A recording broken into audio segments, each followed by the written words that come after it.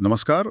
आज हमारे पास सीटेट परीक्षा के लिए चाइल्ड डेवलपमेंट और पेडागोजी यानी सीडीपी के कुछ बेहतरीन नोट्स हैं और हमारा मिशन है इन नोट्स के हर एक कॉन्सेप्ट की गहराई में उतरना। बिल्कुल। आज हम सीडीपी की दुनिया के 3 सबसे बड़े नामों जीन पियाजे, लिव वाइगोत्स्की और लॉरेंस कोहलबर्ग इनके सिद्धांतों पर बात करेंगे। ये वो टॉपिक्स हैं जिनसे सीटेट में मुझे लगता है 5 से 6 सवाल तो पक्के ही हैं। हाँ, आराम से। लेकिन हमारा लक्ष्य सिर्फ फैक्ट्स रटना नहीं है, बल्कि ये समझना है कि ये थ्योरीज एक टीचर के तौर पर हमारे किस काम आ सकती हैं। हम इन्हें क्लासरूम में कैसे इस्तेमाल कर सकते हैं। सही कहा। तो चलिए इस ज्ञान के भंडार को खोलते हैं और देखते हैं कि बच्चों के सीखने के तरीके के बारे में ये दिग्गज क्या कहते हैं। शुरुआत करने के लिए ये तीनों इतने अलग क्यों हैं? अक्सर लोग इनके सिद्धांतों में कंफ्यूज हो जाते हैं। ये सबसे जरूरी सवाल है। अगर हम इनका कोर डिफरेंस समझ लें तो बाकी सब आसान हो जाता है। देखिए, जीन पियाजे वो एक बायोलॉजिस्ट की तरह सोचते थे। उनके लिए विकास अंदर से बाहर की ओर होता है। अंदर से बाहर? हाँ, मतलब बच्चे की उम्र और अवस्था, जो एज और स्टेज है, वो सबसे ज्यादा मायने रखती है। जैसे जैसे बच्चा बड़ा होता है, उसका दिमाग विकसित होता है और वो दुनिया को समझने के नए तरीके सीखता है। मतलब पियाजे का पूरा फोकस बच्चे के व्यक्तिगत विकास और उसकी उम्र पर है। लेकिन क्या बच्चा एक वैक्यूम में सीखता है? समाज का, उसके दोस्तों का, भाषा का कोई रोल नहीं है? एग्जैक्टली यही सवाल लेव वाइगोत्स्की ने उठाया। वो एक सामाजिक रचनावादी थे, सोशल कंस्ट्रक्टिविस्ट। अच्छा। उनके अनुसार विकास बाहर से अंदर की ओर होता है। बच्चा समाज, संस्कृति और भाषा से सामाजिक अंतःक्रिया करके सीखता है, सोशल इंटरैक्शन करके। मतलब सीखना अकेले में नहीं बल्कि दूसरों के साथ होता है। जी। और तीसरे हैं लॉरेंस कोहलबर्ग, जो एक बिल्कुल अलग ही डायमेंशन की बात करते हैं। हाँ, नैतिकता की। सही। लॉरेंस कोहलबर्ग का फोकस था नैतिक विकास पर, मॉरल डेवलपमेंट पर। वो ये नहीं देख रहे थे कि बच्चा क्या सीख रहा है, बल्कि ये देख रहे थे कि वो सही और गलत का फैसला किस आधार पर कर रहा है। बिल्कुल। उसके पीछे का तर्क क्या है, रीजनिंग क्या है। तो एक तरह से पियाजे उम्र को, वाइगोत्स्की समाज को और कोहलबर्ग तर्क को सबसे ज्यादा महत्व देते हैं। बिल्कुल। और एक बड़ा फर्क ये भी है कि वाइगोत्स्की विकास को एक सतत प्रक्रिया, कंटिन्यूअस मानते हैं। जी। जबकि पियाजे इसे असतत, डिसकंटिन्यूअस यानी अलग अलग चरणों में होने वाली प्रक्रिया मानते हैं। ये कंटिन्यूअस और डिसकंटिन्यूअस शब्द परीक्षा में बहुत पूछे जाते हैं। बिल्कुल, ये एक फंडामेंटल अंतर है। चलिए इसी धागे को पकड़कर जीन पियाजे को और गहराई से समझते हैं। ठीक है, तो पियाजे को रेडिकल कंस्ट्रक्टिविस्ट यानी रचनावादी कहा जाता है। ये सुनने में बड़ा भारी शब्द लगता है, पर इसका असल मतलब क्या है? इसका मतलब बहुत सरल है। रचनावादी वो है जो मानता है कि ज्ञान का निर्माण किया जाता है, बनाया जाता है। हाँ, पियाजे के अनुसार बच्चा ज्ञान का सक्रिय निर्माता है, एक्टिव कंस्ट्रक्टर। वो कोई खाली बर्तन नहीं है जिसमें हम ज्ञान भर दें।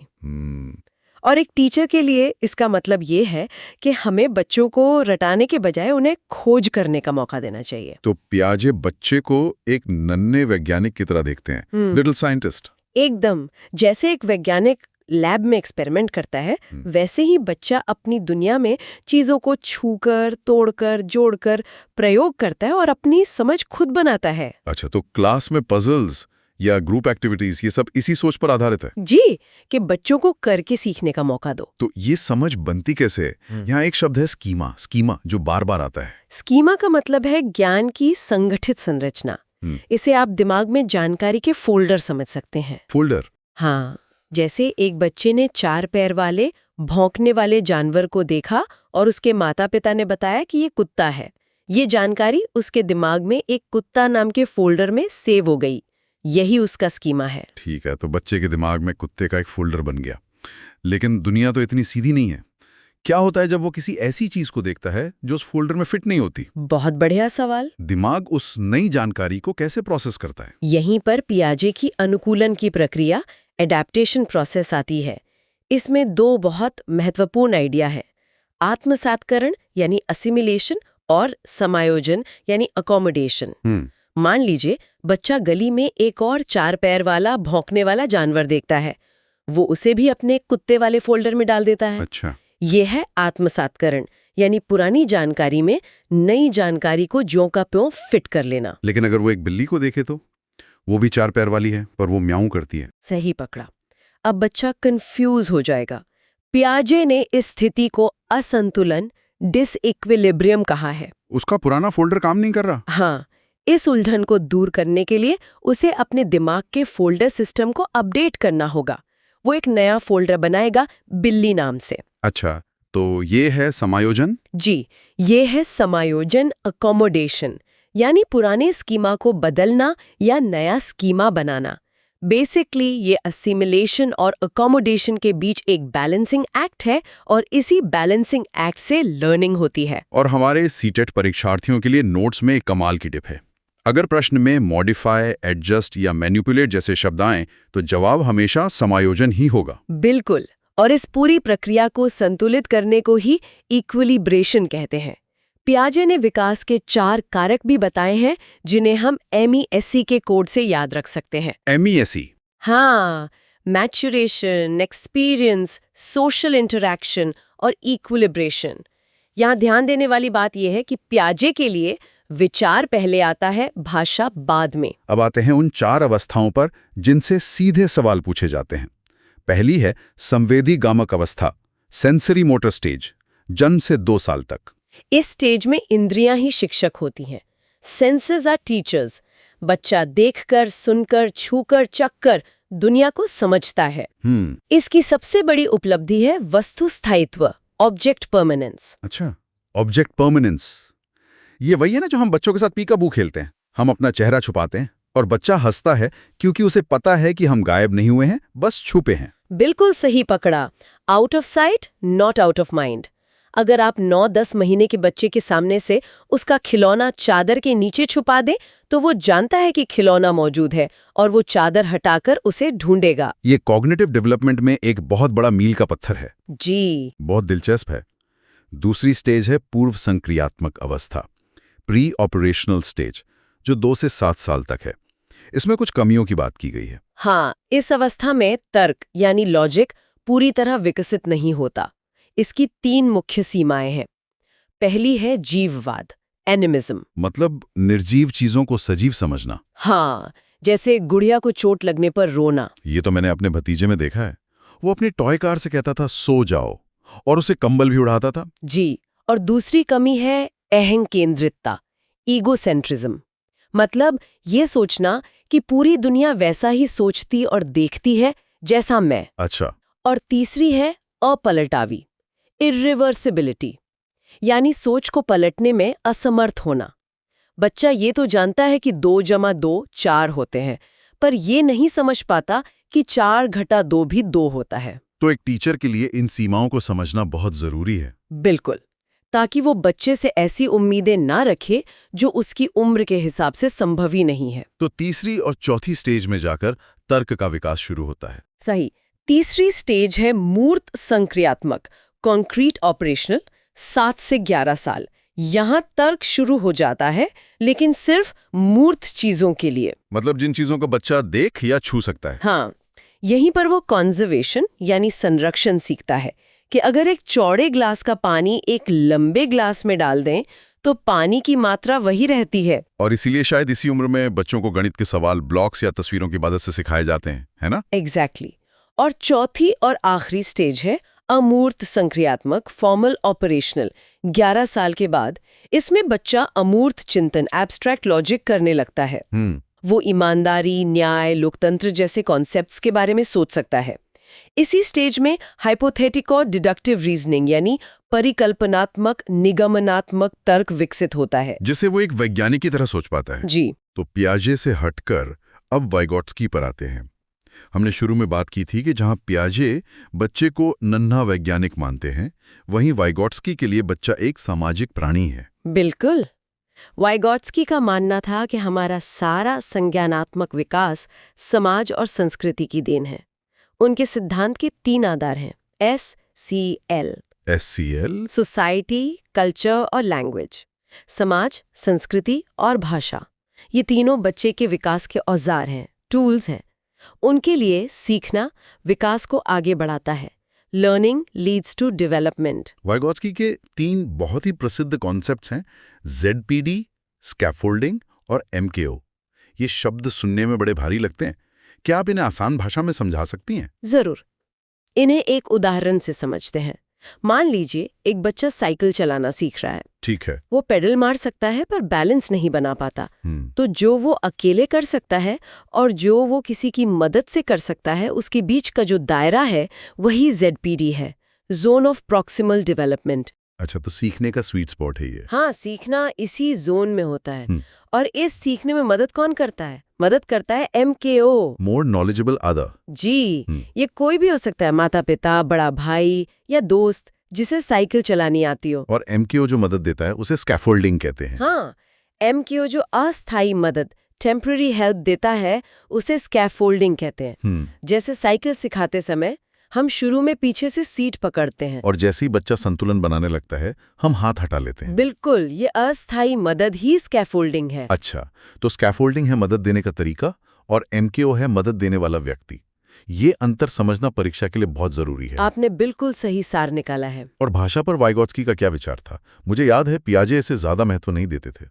वाइगॉत्स्की के लिए भाषा संज्ञानात्मक विकास का सबसे महत्वपूर्ण यंत्र है, टूल है। उन्होंने 3 तरह की स्पीच की बात की। सोशल स्पीच, जब बच्चा दूसरों से बात करता है। फिर आती है प्राइवेट स्पीच, जब बच्चा 3 साल की उम्र के आसपास खुद से बोल बोल कर बात करता है। अरे वाह! तो जो पियाजे के लिए अहम केंद्रित और बेकार की बकबक थी, उसे वाइगोत्स्की एक बहुत जरूरी टूल मानते थे। एग्जैक्टली। वाइगॉत्स्की के अनुसार इस प्राइवेट स्पीच से बच्चा खुद को दिशा देता है, सेल्फ रेगुलेशन करता है और अपने कामों को प्लान करता है। जैसे कोई पजल सॉल्व करते हुए बच्चा बोलेगा, नहीं ये वाला पीस यहाँ नहीं, वहां लगेगा। जी, और यही प्राइवेट स्पीच जब बड़ी उम्र में मन के अंदर होने लगती है तो वो साइलेंट इनर स्पीच बन जाती है। ठीक है, तो हमने समझ लिया कि बच्चे सोचते कैसे हैं और समाज में सीखते कैसे हैं, पर वो ये कैसे तय करते हैं कि क्या सही है और क्या गलत? मुझे लगता है यहीं पर लॉरेंस कोहलबर्ग की एंट्री होती है। एकदम सही। कोहलबर्ग ने लोगों के सामने नैतिक दुविधाएं रखीं, मॉरल डिलेमाज। उनकी सबसे प्रसिद्ध दुविधा हिंज की कहानी है। हाँ, जिसमें एक व्यक्ति को अपनी पत्नी को बचाने के लिए दवाई चुरानी पड़ती है। जी, कोहलबर्ग का ब्लर इस पर नहीं था कि लोग हाँ या ना में क्या जवाब देते हैं, बल्कि इस पर था कि वे अपने जवाब के पीछे तर्क क्या देते हैं, रीजनिंग क्या है। और उनके सिद्धांत की एक आलोचना भी काफी मशहूर है जो कैरल गिलिगन ने की थी। हाँ, गिलिगन ने कहा कि यह सिद्धांत जेंडर बायस्ड है क्योंकि कोहलबर्ग के सारे सैंपल पुरुष थे। गिलिगन का मानना था कि महिलाएं नैतिकता को देखभाल और संबंधों के नजरिए से देखती है, जबकि पुरुष न्याय के नजरिए से, और कोहलबर्ग ने देखभाल वाले पहलू को नजरअंदाज कर दिया। तो कोहलबर्ग की थ्योरी क्या है? उन्होंने नैतिकता के 3 लेवल और 6 चरण बताए हैं, एक सीढ़ी की तरह, है ना? बिल्कुल। पहला लेवल है पूर्व परंपरागत, प्री कन्वेंशनल।